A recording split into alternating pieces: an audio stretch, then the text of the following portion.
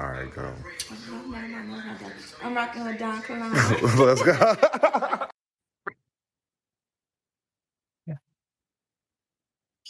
Peace and love, peace and love. You're now rocking to the sounds and vibrations of your boy, Don Kilam.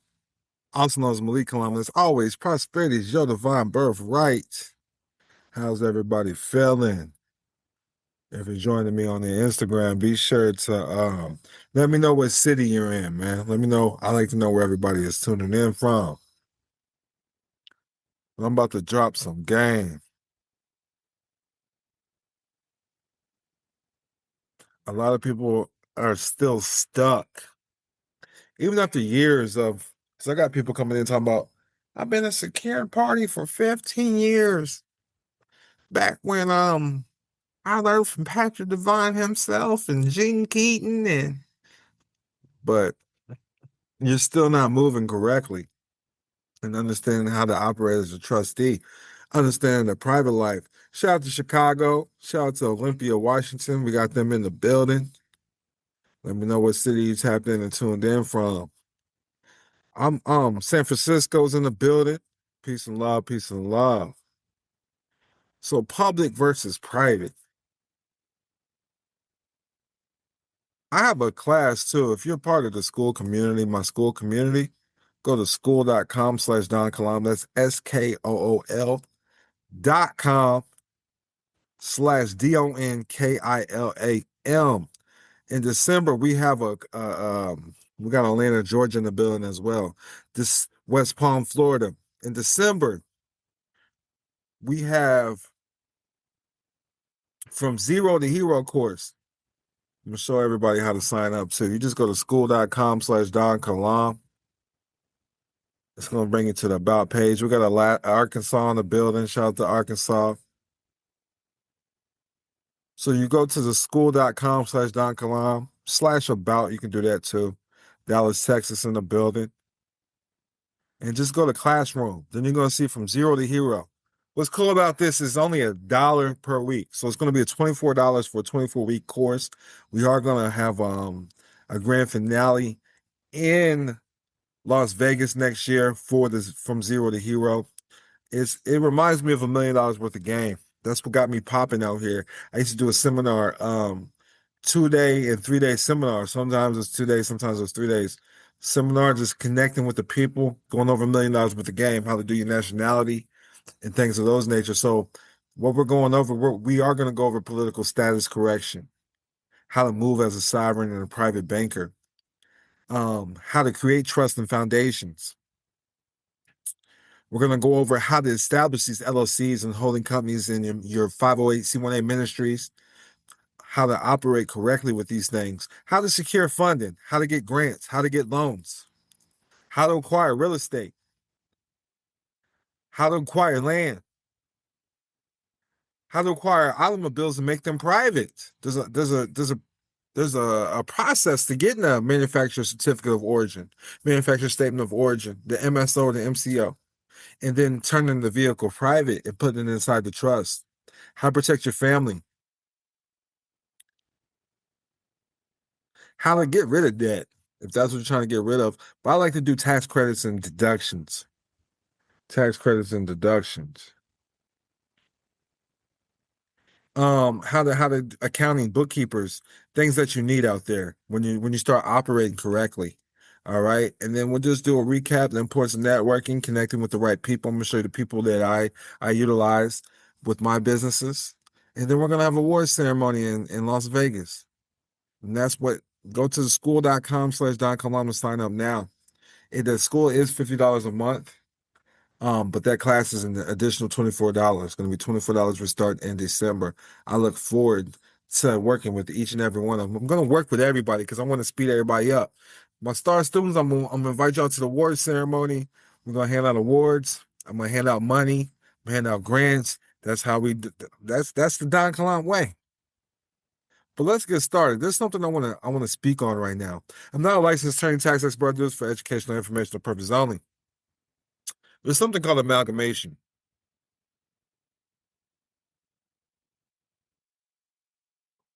That one's out.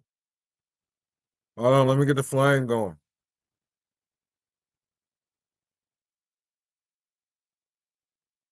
Amalgamation. Let me know if y'all have heard of the term amalgamation. Amalgamation. Amalgamation. This is something that we talk about in private trustee training.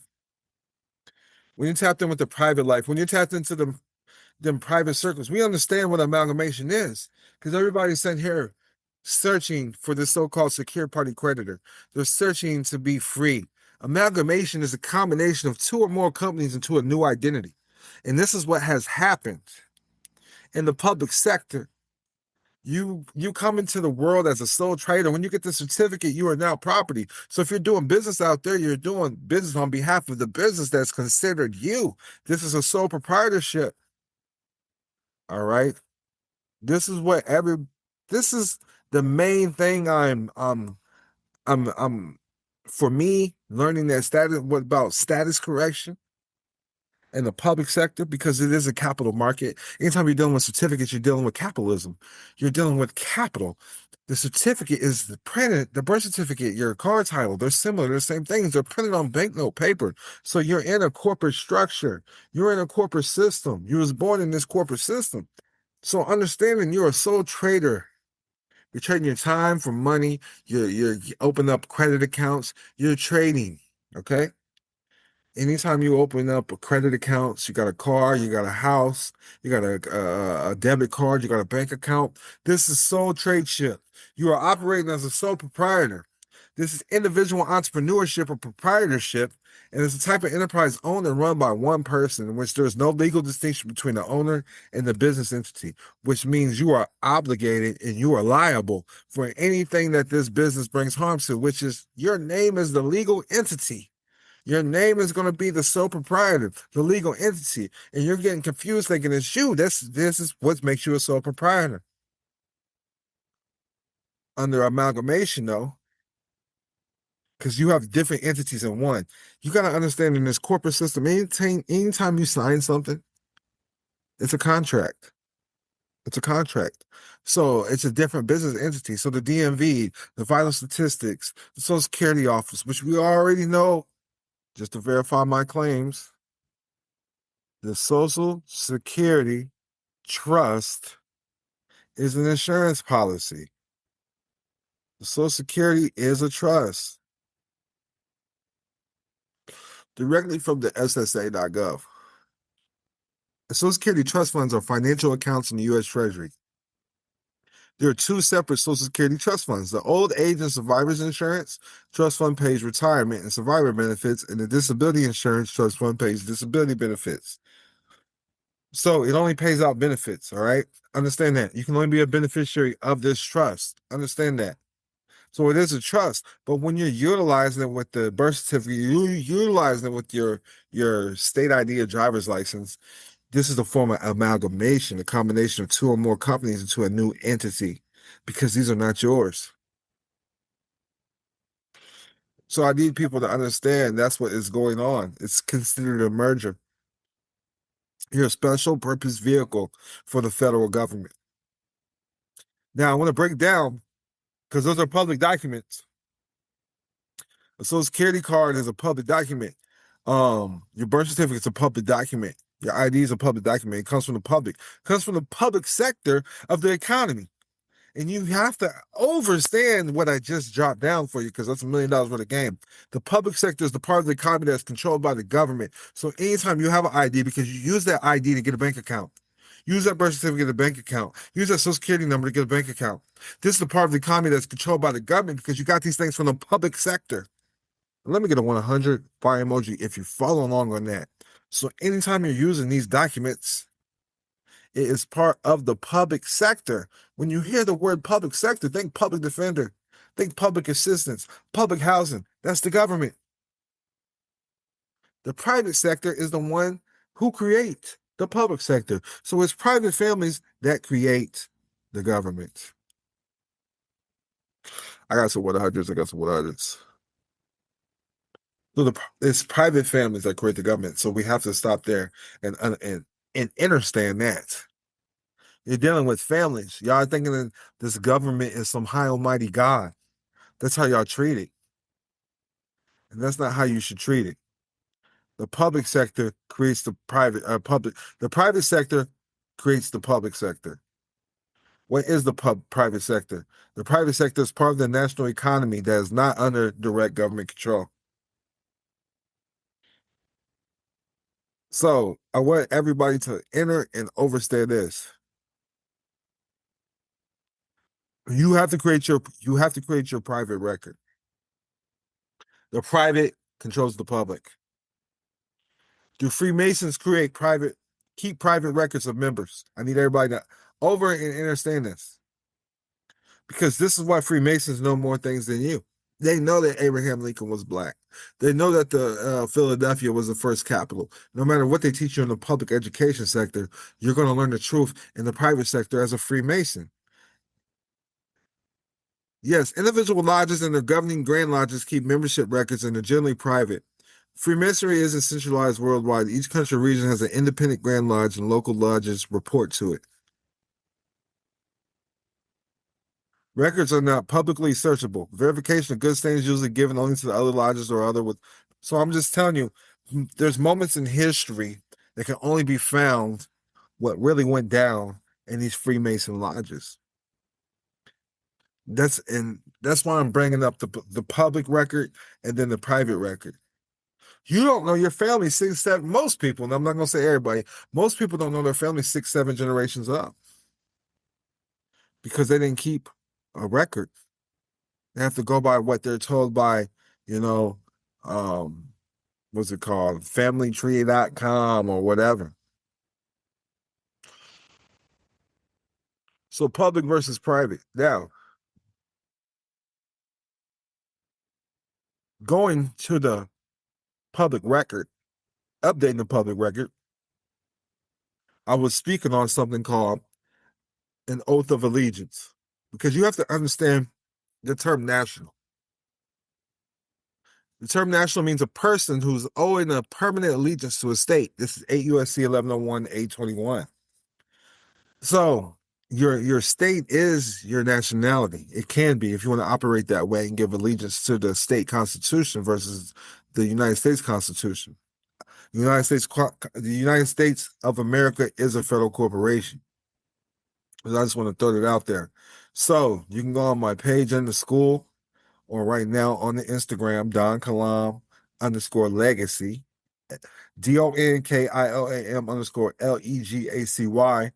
I have it posted where you can get the affidavit. It's a template for the affidavit to become allegiance to your state. Support the republic, which is private. All right. The term national means a person owing permanent allegiance to a state. Regarding nationality, it is defined that a man is a national of the nation, country where he was born. Nations or states are independent bodies, politic societies of men united together for the purpose of promoting their mutual safety and advantage by the joint efforts of the combined strength. Beauvair, 6th edition, 1856. That's a law dictionary. Now, national government, the government of a whole nation is distinguished from that of a local or territorial division of the nation, also is distinguished from that of a legal confederation. A national government is a government of the people of a single state or nation united as a community by what is termed a social compact and possessing complete and perfect supremacy over persons and things so far as they can be made the lawful objects of civil government. A federal government is distinguished from a national government by its being the government of a community of independent sovereign states united by compact. 6 Ohio State, 393, Black's First Edition, 1891. And it goes on and on with the differences between nationalities. But the main thing I want everybody to understand and overstand is how the states work when you're declaring a nationality. If you're from Missouri, you're Missourian, okay? Let's break them all down really quick. So nationalities are established and shows forms to be used for nouns and adjectives denoting nationality. In designating the natives of the states, the following forms will be used: Alabamian, Alaskan, Arizonian, Californian, Coloradoan, Connecticuter, Delawarean, Floridian, Georgian, Hawaiian, Idahoan, Illinoisian, Indianian, Iowan, Kansasian, Kentuckian, Louisianian, Mainer, Marylander, Massachusettsian, Michiganian, Minnesotian, Montanian, Mississippian, Missourian, Nebraskan, Nevadan, New Hampshireite, New Jerseyan, New Mexican, New Yorker, North Carolinian, North Dakotian, Ohioan, Oklahomian, or Oregonian, Pennsylvanian, Rhode Islander, South Carolinian, South Dakotan, Tennessean, Texan, Utahian, Vermonter, Virginian, Washingtonian, West Virginian, Wisconsinite, and Wyomingite. So these would be your nationality. And this will put you under a tax-exempt foreign status because you are native to that state. You would not be something called a United States business. U.S. citizen means United States business per 15 USC 4724E1. United States business. The term United States business means United States citizen, a corporation, partnership, or other association created under the laws of the United States. So there's a difference between being a United States citizen, which is an asset of the United States corporation, which you can look this up at 28 USC 3002, subsection 15A. It clearly states United States means a federal corporation. 28 USC 3002, subsection 15A. Now, 15 USC 4724E1. United States business. The term United States business means a United States citizen. 8 USC 1101A21. Again, 8 USC 1101A21. National. The term national means a person owing permanent allegiance to a state. So you have to pledge allegiance to the state, not America. Well, you can America, but not the United States corporation. Okay? So far, let me know that this makes sense, everybody. Drop me a 100, fire emoji, put it makes sense. I need to know. I need to know. Does this make sense to you guys? Is Don Kilam explaining this correctly?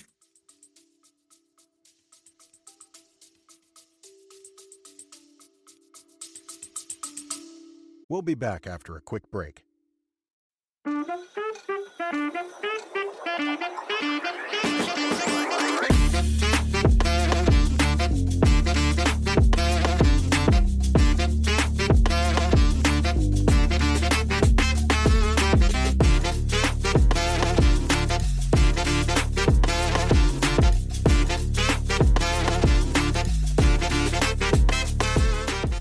Peace and love. It's your boy Don Kilam, and welcome to Dream Keepers Radio, that private life podcast. You're here, tuned in with your boy, and this is brought to you by Follow the Yellow Brick Road by Don Kilam.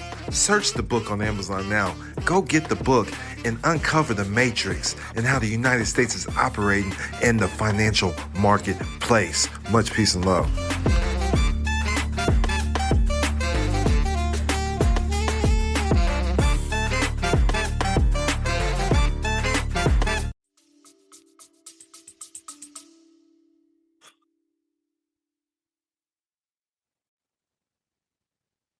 So we got some fire emojis. Okay. Because I needed this to make perfect sense, okay?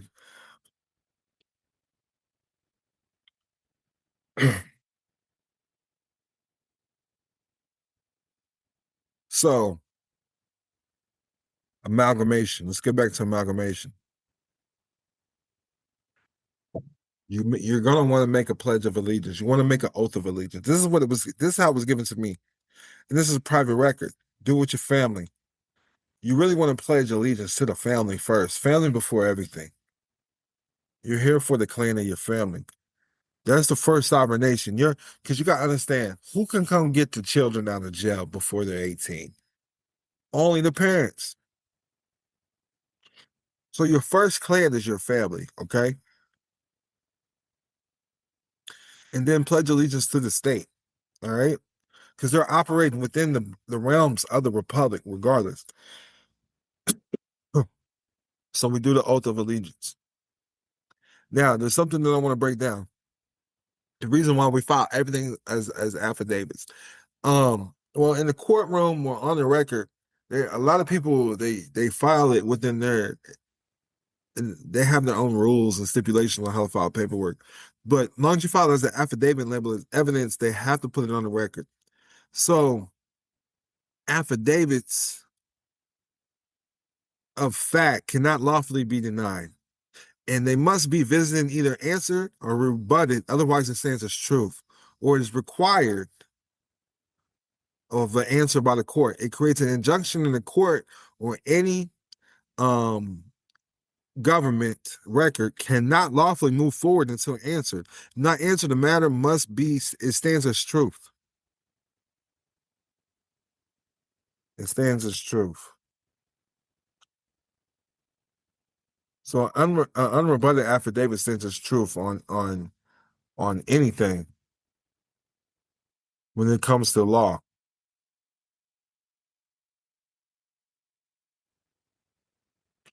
Let me find y'all a document to read.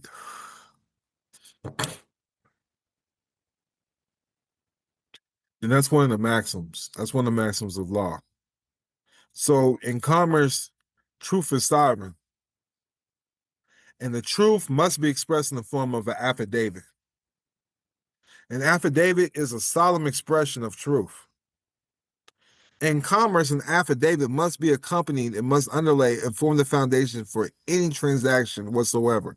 There can be no valid commercial transaction without someone putting their neck on the line and stating this is true, correct, complete, and not meant to mislead.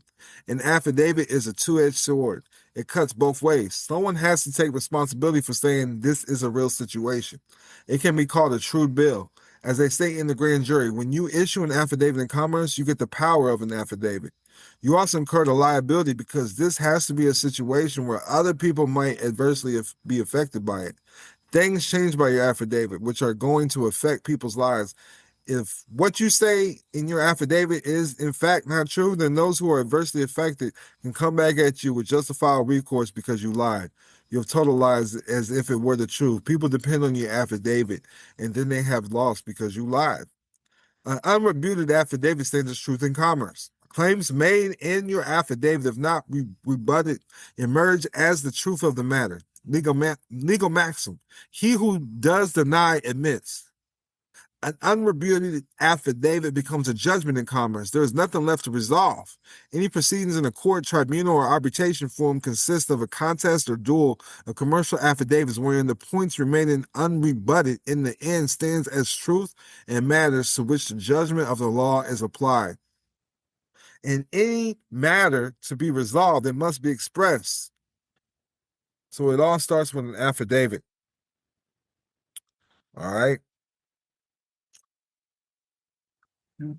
If y'all want to know about my next events or anything, go to the school.com/Don Kilam, SKOOL.com/DONKILAL. Link is in the bio on the Instagram. So, understanding everything starts with an affidavit. I don't even file their forms. I create my own forms because the 10 rules of commerce, let's go there. Let's go with the 10 rules of commerce because a lot of people fail to comprehend this due to the misdoctrination.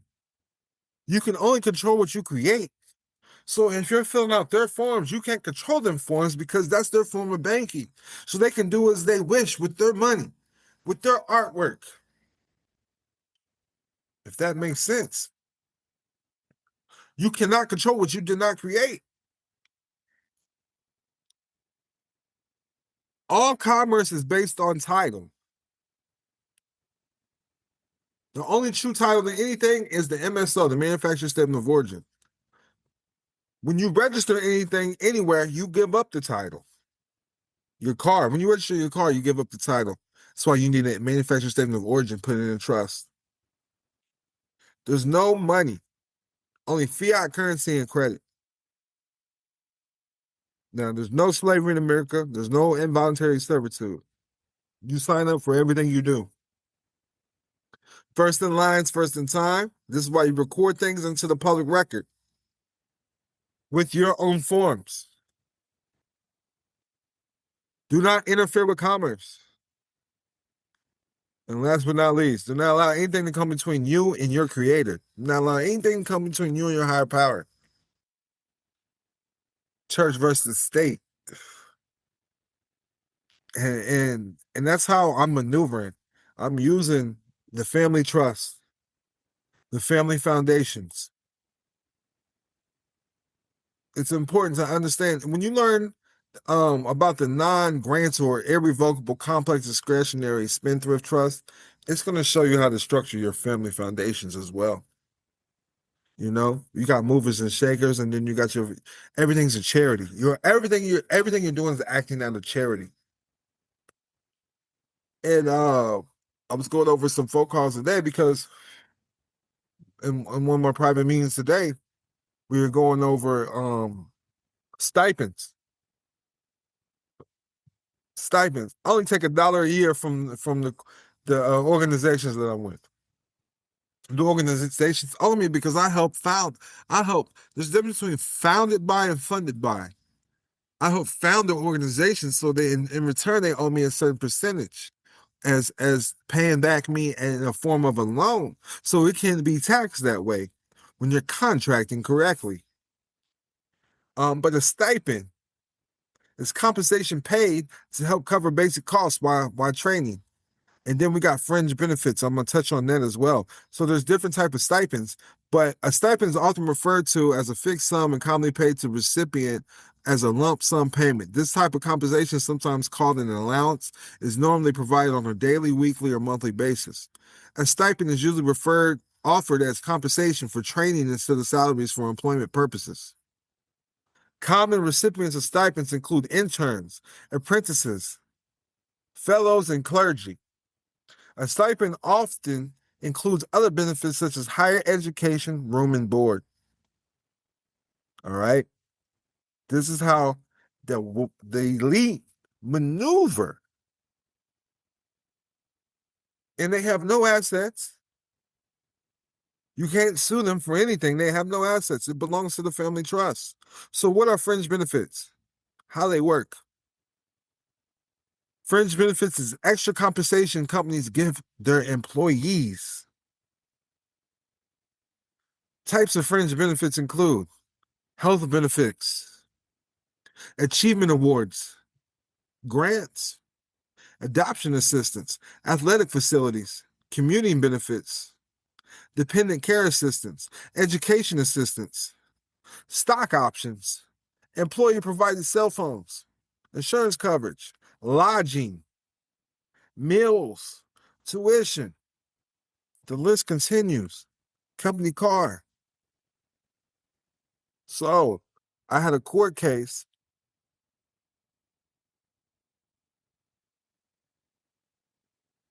where they were trying to get into my financial records. And that's exactly what I used. I used something, they kept trying to make me fill some IRS forms. These were actually private attorneys as well, but it was needed of the courts. It was needed of the courts. They needed some type of financial statements. And I said, I got the financial statements under affidavit of truth. Under affidavit of truth, and they accepted it. So basically, this is what it says. This is the game. I'm giving you a game right now. This is free game for the masses. You're welcome. All right. To support the cause, go to school.com/Don Kilam. That's SKOOL.com/DONKILAM. Sign up for a month. Sign up for you don't want to miss the from zero to hero, because that's really what happened to my life. I was under a bridge. I was homeless. I learned the game. And now I'm flying. I've been in private jets. I've helped the elite. I've sat down with so many multimillionaires. I've sat down with billionaires. And this is just a dream come true, truthfully, because who would ever thunk it? I was on the bridge. I've been to prison. I came from where I'm at. Everybody's on meth where I come from. Everybody's on drugs. They're not doing anything with their life. It's stagnant. A lot of people have died. I've seen so many people die of drug overdoses, and a lot of foul play where I'm from. Shout out to the St. Louis, Missouri area. Born in the Illinois side though. That's why my swag is different, you know. But at the end of the day, my life is a dream come true. If you're not dreaming, it's not. You dig what I'm saying? Dreams don't come true if you're not dreaming. So be dreaming out there. Keep hope alive. Everything starts. What's done in the dark comes out to light. That's the private versus the public. What are you talking about with your creator? In the beginning was the word was God. So whatever you're speaking with your creator, that's what's going to come true. You know? If you can make deals with the devil, you can make deals with God. Just remember that. So this is God making deals with me. Like, look, bro, you work for me. You doing God's work. I'm going to give you the wisdom. Wisdom means wise don't. God said, I'm going to give you the wisdom. That's what you're seeking. You're seeking wisdom. I'm going to give it to you. You're going to learn how to monetize this wisdom and change your life forever. And I'm going to take care of you and your seeds and your future generations and generations to come after that. So to this was the affidavit of truth. I'm giving y'all game right here. This is my personal information right here. About to break it down.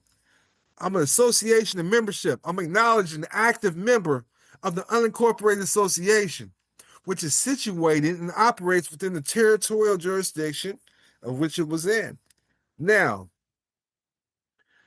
it says, I receive a symbolic annual compensation of $1 for my contributions and service rendered to the association as a member of its board. This nominal fee underscores my voluntary commitment to the association's objectives and activities rather than financial remuneration. Stipends, fringe benefits, and private shares. The government cannot tax these things. In addition to the aforementioned compensation, I'm entitled to and receive various stipends, fringe benefits, and private shares associated with my involvement in the association. These benefits are exclusive to the internal operations of the association and are not distributed or made available in the public or private sectors outside the association's context. Now, this is where it gets good, okay? This is where it gets really good, because the court cases I was dealing with my offspring. So check this out. They call them children, though. The word children is a franchise word. Children means property of a corporation. That's why you have parent companies. A parent is a parent who rents. You understand? Just broke down franchise words. You want to be the mother. You want to be the father. Those are your offspring, or that's your son, or that's your daughter. So stay away from the franchise words on the public sector, because those are public words. So, inclusion of offspring. The benefits extend to the offspring as part of the association, and also inclusively cover his offspring.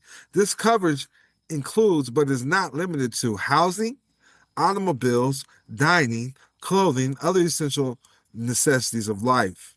Additionally, the comprehensive benefit package encompasses medical and health insurance for them, ensuring their well-being and support through the resources of the association. So, I hope that made sense. That's how you have to maneuver. Create your own private documents, create your own. I need you to understand, when you fill out IRS papers anyways, those are not certified documents. You go get something notarized, that's more certified. You have a witness sign it, that's more certified. You're sending in financial statements to the court, you're filling out documents that are not certified. These are not certified financial statements. It gets certified when the court stamps it. You understand? Oh, we received it as an exhibit. Stamp. No, you certify your own documents at home. This is what it is. You determine when you're dealing as a national, you need to understand that is foreign. That's outside the scope of the public sector. There's private and then there's public. And I hope that I'm bringing it to your awareness on how to operate. There's ways to operate. We operate with something called unincorporated associations. We operate with something called the non-grander, irrevocable, complex discretionary spendthrift trust. We operate with 508c1As, faith-based organizations. We operate with Nevada LLCs. Let's break down the Nevada LLC as a holding company. The reason being is because they're outside the scope. They move into private as well. When it comes to the benefits of having a Nevada LLC, and there's other states like this as well. There's Nevada, Wyoming, Alaska, South Dakota, and Delaware. There's no state income, corporate, or franchise taxes.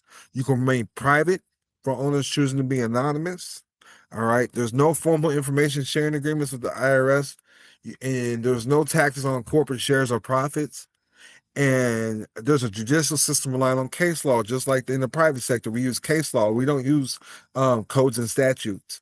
We're not bound to codes and statutes. I hope everybody understands that part. We are not bound to codes and statutes. Common law, case law, stare decisis.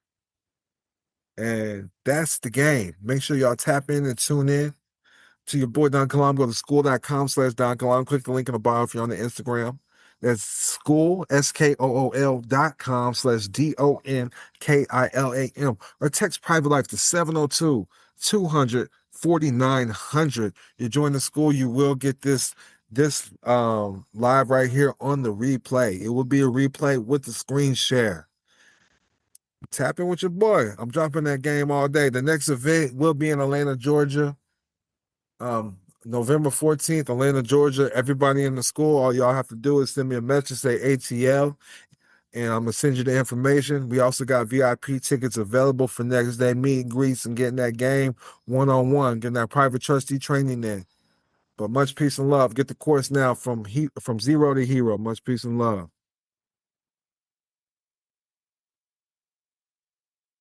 Flavor Flav in the building. Yo, Don Kilam, keep doing your thing, G. Hey, yo, check 1, 2. This is Flavor Flav in the building, you know what I'm saying? Word up. Hey, yo, make sure y'all check out the song bars, you know what I'm saying? Word up by my man Don Kilam. You heard? A Fresco King. Yeah, boy. You know what time it is. Make sure y'all check out the bars by my boy. All right? Flavor Flav in the building. Yo, Don Kilam, keep doing your thing, G.